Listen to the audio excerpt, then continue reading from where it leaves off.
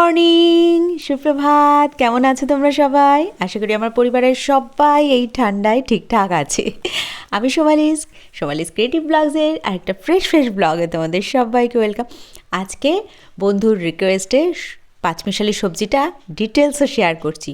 সোমবার হিসাবে আমি দিয়েছি 5 ফোড়ন, আদা আর কাঁচা লঙ্কা। তারপর ঢাকা দিয়ে মিডিয়াম ফ্লেমে পুরো সবজিটাকে মজিয়ে নিতে হবে। হ্যাঁ, সবজিটা কিন্তু এক ফোঁটাও জল ইউজ করা যাবে না, বেশ হালকা আঁচে মজাতে হবে। আর তার ফাঁকে চলছে ছেলের টিফিনের ব্যবস্থা। অনেকটাই আটা মেখে নিয়েছি, যেহেতু রাত্রে রুটি হবে। আর এখন এত আটা ভালো করে মাখার সময় নেই, সেই জন্য বেশ কিছুটা সরিয়ে রেখে দিয়ে ছেলের মতো তৈরি করে নিচ্ছি। আর এই দেখো, মাঝে মাঝে সবজিটাকে উল্টে দিচ্ছি। হ্যাঁ, এই সময় সকালে সবজিটা করতে গেলে একটু চাপ হয়ে যায়, কারণ এটা তৈরি করতে অনেকটা টাইম লাগে। কারণ যেহেতু জল ইউজ হয় না, আর সবজিটা মিডিয়াম ফ্লেমে ধীরে ধীরে কষাতে হয়।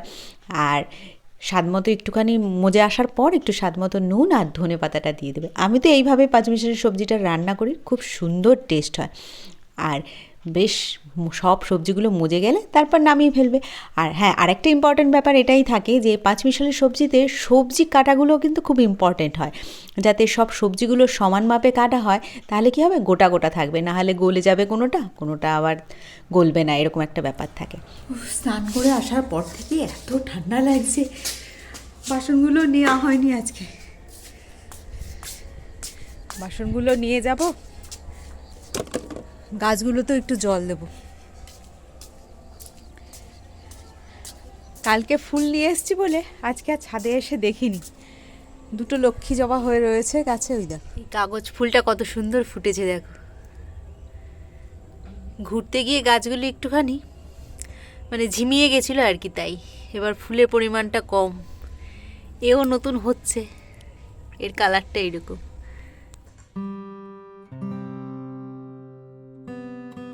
গাছগুলোতে এত রোদের তাপ, জল দুদিন না পড়লেই গাছগুলো কেমন শুকিয়ে যায়। আর বিশেষ করে গাঁদা গাছ কিন্তু জল পছন্দ করে, জানো তো। ওর গোড়ায় যদি একটু জল কম হয়ে যায়, ব্যাস ওর মুখ শুকনো হয়ে যায় অমনি। একটু রোদে ঘুরে আসতে শান্তি লাগছে। উফ, কিরকম লাগছিল ঠান্ডায় যেন। এদিকে আমার মাছের ঝোলও হয়ে গেছে, ওটাকে বসিয়ে দিয়েই গেছিলাম। শুধু মাছের ঝোলটাই রান্না বাকি ছিল, কারণ হয়েছে মাছ তো জগাই মাথায়ের মতো একে অপরের সাথে চিপকে রয়েছে, ছাড়ার নামই করছিল না। সেই জন্য সবার লাস্টে ওদেরকে রান্না হয়েছে। আর শাক হয়েছে, আজকে মেনুতে হয়েছে শাক, মাছের তেল ছিল অল্প একটুখানি, সেই তেল দিয়ে, আর শাকও ছিল একাটি, সেটা দিয়ে ডোডোকে আবার কিছুটা ভাগ দিয়েছি শাকের। সে আর লতাদি ঘাসে আমাদের এখানে স্প্রে করে দিয়ে গেছে বাইরে পৌরসভা থেকে, ওই জন্য ঘাস আর এনে দেওয়া যাচ্ছে না ওকে। ওই নোটে শাক ছিল, কিছুটা নোটে শাক ওকে দিলাম, আর কিছুটা আমাদের খাওয়ার জন্য। আর এই পাঁচমিশালি তরকারি, ডাল, মোটামুটি আজকে দুপুরে লাঞ্চ মেনু এটুই। এত কিছু তবু আমি একাই খেতে হবে। ওনারা আসবেন তো সবাই রাত্রে। আমার ওয়াশিং মেশিন কাচা শেষ করেছে, প্যাম্পু করছে। আজকে বেশি জামা কাপড় ছিল না, কারণ 2-4টে ছিল, ভেবেছিলাম কাচবো না, কালকে একবারে আরো কয়েকটা পরলে একসাথে কেচে। তারপরে ভাবলাম জমিয়ে রাখলে আবার এক গাদা হয়ে যাবে, তখন মেলতেও কষ্ট, ভাঁজ করতেও কষ্ট। তারপরে ছেলের পাপা সব অফিসের স্কুলে সব ড্রেসপত্র রয়েছে, ওই জন্য ধুয়ে দিলাম। এবার ডান হাতের কাজকর্মটা সারলে মোটামুটি আমার দুপুরের কাজ শেষ। আর আজকে এইদিকের রান্নাঘরের এই পোর্শনটা একটুখানি পরিষ্কার করব। তো খাওয়া দাওয়াটা কমপ্লিট করে নিই, তারপরে। আমাদের হাউস ওয়াইফদের কাজের কোনো অন্ত থাকে না। যদি সারা দিন আমরা কাজ করতে চাই, আমাদের কাজের কোনো অভাব নেই। ঠিক বলেছি কি না বলো? কিন্তু এই কাজ তো সারাদিন করলে হবে না। কাজ নিজেদের সময় সুযোগ মতোই করতে হবে, এবং তার মধ্যে থেকে নিজেদের পছন্দের কাজের জন্যও সময় বার করতে হবে। আজকে এই জায়গাটা পরিষ্কার করার সময় এটাই মনে হচ্ছিল যে সকালবেলা করে নিলেই হতো, কিন্তু সকালবেলার ব্যাপারটা কি হয় জানো তো, বেশি ঝুল, বেশি ময়লা সেগুলো সকালে স্নানের আগে করে নিলেই ভালো হয়। কিন্তু এগুলো তো অতটা ময়লা নয়, এগুলো জাস্ট হালকা একটু নোংরা, মানে বেশ কিছুদিন হাত না চালালে যেটা হয় আর কি। তো সেই জন্য আমি এই ধরনের কাজগুলোকে একটুখানি অফ টাইমেই করতে পছন্দ করি। আর এগুলো যেহেতু সব শৌখিন জিনিস, সকালে তাড়াহুড়োর মধ্যে কাজ করতে গেলে একটাও যদি ভেঙে নষ্ট হয়, তার থেকে কষ্ট আর জিনিস কিচ্ছু হবে না। তো ওই জন্য এই ধরনের কাজগুলো বিশেষত আমি চেষ্টা করি একটু রাতের দিকে, যখন আমার ফ্রি টাইম থাকে, বা এরকম দুপুরের দিকে খাওয়া দাওয়ার শেষে যেই টাইমটা আমি নিজের জন্য আধ ঘন্টা রাখি, সেই টাইমটায় করতে। তাতে কি হয়, কাজগুলো ধীরে সুস্থে করা যায়, আর নিজের আপন মনে বেশ সুন্দর করে যে কোনো জিনিস দেখবে পরিষ্কার করে যখন নতুন করে গোছাবে, সেটা একটু নিরিবিলিতে হলে বেশ ভালো হয়। দেখবে মন খুলে তুমি কাজটাও করতে পারো, আর কাজগুলো খুব সুন্দরভাবে চটপট হয়ে যায়। আমার ক্ষেত্রে কি হয়, সকালবেলার টাইমটা মানে একদম 10টা-11টা পর্যন্ত নাকে মুখে দিয়ে কাজ করতে হয়, কারণ নিচে দোকানটা খোলার ব্যাপার থাকে, কাস্টমার আসার ব্যাপার থাকে। সেই জন্য সকালবেলা এই সব কাজগুলো আমার করার মতো সময় হয় না। আর এই হাঁড়িটা সেই যে রাজস্থানে গিয়েছিলাম বানিয়েছিলাম, এটা সেই হাঁড়িটা কত কষ্ট করে নিয়ে এসেছি জানো, এখনও কি সুন্দর রয়েছে। এটাকে একটু কালার করতে হবে। আর এই যে এই পুতুলটা পড়ে গিয়ে যে ভেঙে গেছিলো, তোমাদের দেখিয়েছিলাম। আচ্ছা, তোমরা তো অনেকেই ক্রাফটের কাজ করো, একটু আইডিয়া দিও না ওর মুখটা আমি কী করে প্লাস্টিক সার্জারি করতে পারি। আমি একটা আইডিয়া এনেছি, ভাবছি ওটাকে পুঁটি দিয়ে যদি ঠিক করা যায় হবে, তারপরে যদি কালার করে দিই। বলো তো আমার আইডিয়াটা ঠিক কিনা, এইভাবে করা যায় কিনা। যাদের তোমাদের যদি কারোর আইডিয়া থাকে আমাকে একটু শেয়ার করো, আমি ওর মুখটা ঠিক করতে চাই। নাহলে দেখো কর্তি কি সুন্দর রয়েছে আর কর্তার মুখটা বিগড়ে গেছে, দুজনকে একই রকম পাশাপাশি আর রাখতে পারছি না। এই পাশে রয়েছে, সে পাশে একটু আড়ালে রয়েছে। ওরকম মুখের ছালবাকলা ওঠা, সেটা কি আর সামনে রাখতে ভালো লাগে না, নিজের দেখতেও ভালো লাগছে। তাই জন্য ওকে একটু দূরে সরিয়ে রেখেছি। মোটামুটি হালকা হাতে সব কিছু পরিষ্কার করে নিয়েছি। এগুলো তো পরিষ্কারের জিনিস, ব্যবহারই হয় না, থেকে থেকে নোংরা হয়। এই ডেকোরেশনের জন্য সাজিয়ে রেখেছি, সেই জন্যই একটুখানি নোংরা তো হয়। মানে এই দিকে জানলাটা তাও খুলি না বলে, আর যদি খুলতাম তাহলে আরও ধুলো হতো। এগুলো তো সব পুজোর আগে সব আমি সুন্দর করে পরিষ্কার করেছিলাম। দেখো এই কয়েকদিনের মধ্যেই আবার এই অবস্থা। আর একটু যদি ঘরবাড়ি পরিষ্কার রাখতে চাও কম পরিশ্রমে, নিজের সুযোগ সময় মতো করে করে একটু টুকটুক করে হাত চালিয়ে রাখাটা কিন্তু দরকার।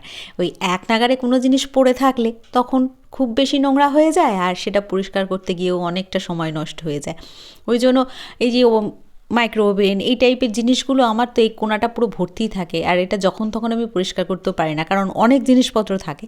ওই জন্য একটু সময় সুযোগ করে যেদিনকে একটু নিজের সময় থাকে আর কি এগুলো কাজ করার মতো, তো একটু হাত চালিয়ে পরিষ্কার করে রাখি।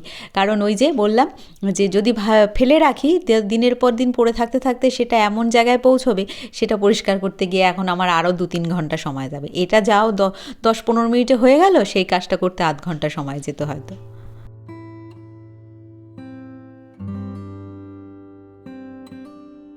যখন আমি কোনো জায়গাটা পরিষ্কার করি তখন এই কথাটা সবসময় মাথায় রাখি যে আর বিগত 15-20 দিনের মধ্যে আমি ওই জায়গাটা আর হাত দেবো না, বা 1 মাসও হতে পারে ওই জায়গাটা হাত দেবো না। তো পরিষ্কারের সময় সেই কথাটা মাথায় রেখেই পরিষ্কার করি, যাতে 2 দিন পর আর ওই জায়গাটা হাত দিতে না হয়। আর এই স্প্রেগুলো সবসময় খুব হেল্পফুল হয়। এই দুটো স্প্রে সবসময় আমি হাতের কাছে রাখি। এক তো হচ্ছে কলিন, আর দ্বিতীয়ত হচ্ছে আমার বানানো যে DIY রয়েছে স্প্রেটা, সেটা। এই দুটো দিয়ে আমি সব জিনিস, বাড়ির সব জিনিস পরিষ্কার করি।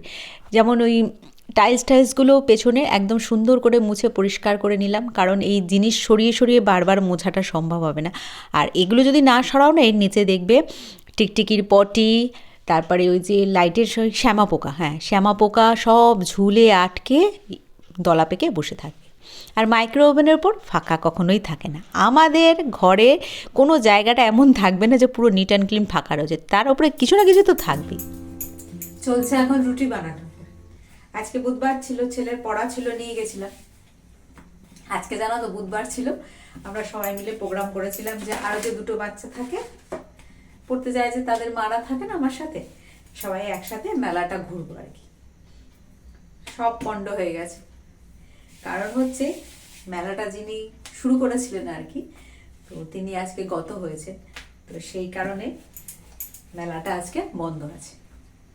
মানে তার শোক পালনের উদ্দেশ্যে আর কি মেলাটা বন্ধ রাখা হয়েছে। তো কি আর করা যাবে, মেলাতে তো আর ঢোকা যায়নি, ঘোরাও যায়নি।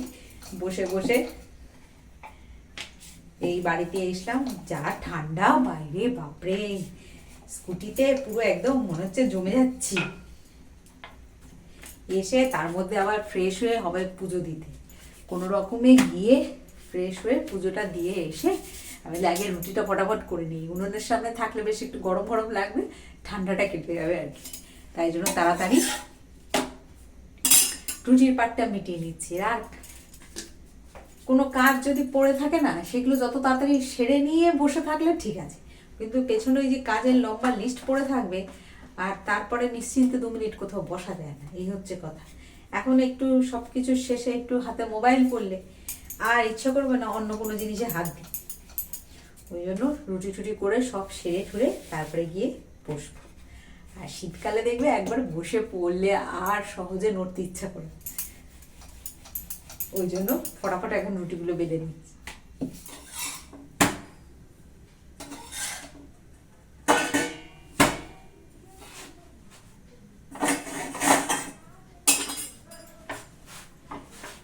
সেদিনকে একজন বলেছিলে যে এরকম ডাইরেক্ট না ভেজে এরকম করে সেকে ভাজলে ভালো। অ্যাকচুয়ালি ভালোই, কিন্তু কি বলতো অনেকটা সময় সাপেক্ষ ব্যাপার। ভালোই ফুলছে, কিন্তু সকালবেলার টাইমটা এতটা টাইম পাওয়া যায় না যে এরকম ভাবে ধরে ধরে আর কি রুটিটা সেকবো আর কি। ওই জন্য তাড়াহুড়োতে ওরকম করে করি। সত্যি কথাটা যে ডাইরেক্ট আগুনের তাপে ওরকম ভাজাটা ঠিক না।